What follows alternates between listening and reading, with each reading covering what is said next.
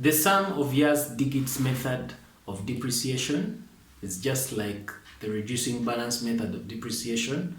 The idea is that it's going to accord a bigger amount of depreciation in the early years of the useful life of the fixed asset, and a smaller amount of depreciation towards the end of the useful life of the asset.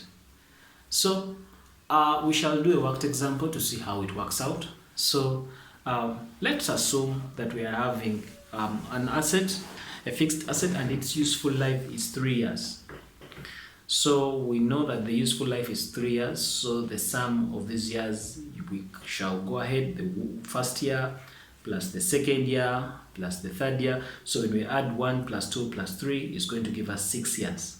So after it being 6 years, so the sum forms the denominator in the ratio you're trying to come up with.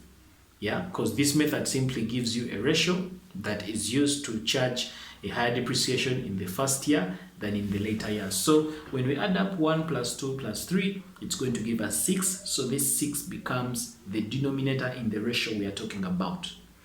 Now, the formula is simply says that it is the remaining year, divide that by the sum of years. So we have added up the sum of years, in this case being 6 years. So if it is 6 years, that is the sum of years. So that means that in the first year, let's calculate the depreciation for the first year. We are going to say in the first year, we are going to count the number of years remaining by, as we are counting that, we shall also be including the year we are in. We are going to count as though we are beginning in the very year we are in. So this is 3 years. So the depreciation for the first year is that we are going to count the years remaining, but we count the years remaining including the year we are currently in. We count the current year we are in as though that year has not yet been spent. It's like we are counting it from the beginning. So it is 3 years, that's the useful life. So it means that the depreciation for the first year is going to be 3 years, divide that by the total, which we got earlier as 6, multiply that by the depreciable amount. Now remember, the depreciable amount is the difference between the cost and the salvage value. So that's how it's going to be the first year. Second year, we are going to do the same. Now in the second year, how many years are remaining? Of course, logically speaking, we are calculating the depreciation at the end of the second year, and somebody would claim that it's 1 year remaining, but no, we are saying that we count the years that are remaining from the beginning of the year where we are handling that depreciation from. So if we're in the second year, we shall say that the years remaining are 2, divide that by 6, multiply that by the depreciable amount. And then in the third year, we shall say how many years are remaining in the third year? We shall say it is 1 year, multiply that by, divide that by 6, multiply that by the depreciable amount. Let's do a worked example. An asset costs 10,000. Its useful life is 5 years and its residual value is 1,000. Calculate the depreciation using sum of digits method. So because it's having a useful life of 5 years, we are going to go ahead and add the 5-year digits so that we are able to get the denominator. So it's going to be 1 first year plus second year plus third year plus fourth year plus fifth year. So that is 1 plus 2 plus 3 plus 4 plus 5, and we shall end up with a digit number 15. So after ending up with 15, now we start allocating the depreciation. The first year, so the first year depreciation, it has a useful life of 5. The first year, logically speaking, it would be 4 years remaining, right? Because it's remaining years over sum of years times the depreciable amount. But no, we are saying that it is the years remaining, and the years remaining including the year you're in. So it's, in this case, year 1, it's going to be 5 years, divide that by 15, multiply that by the depreciable amount. The depreciable amount in this case is the difference between the cost and the salvage value, which is 10,000 minus 1,000, and the answer we shall get there is 3,000. Then going on, so meaning that the accumulated depreciation in this case, it's going to be 3,000.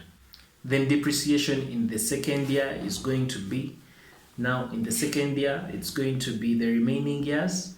What are the remaining years in this case?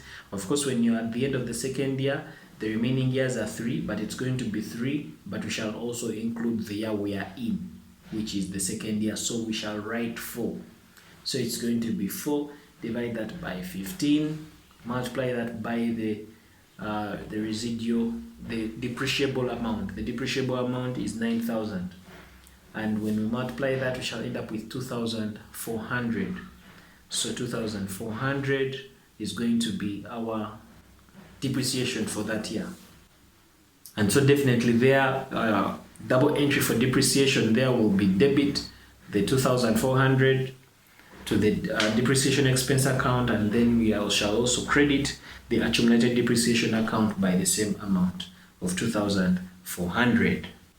Moving on to the third year, same story.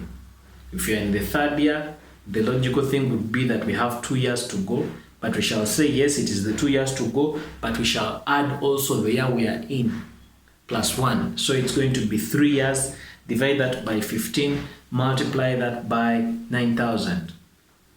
9,000 in this case is the depreciable amount, and we shall end up with 1,800 as the depreciation for that year.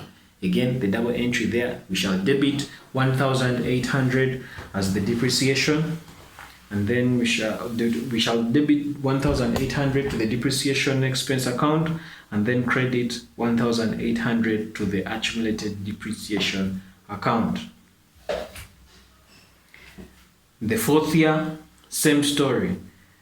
Logically speaking, in the fourth year, it means the remaining year is 1. But then it shall be that remaining year plus the current year we are in, which is that, so that makes it 2. So it's 2 over 15. Multiply that by the depreciable amount, which is 9,000, and we shall end up with 1,200. That's the depreciation for that year.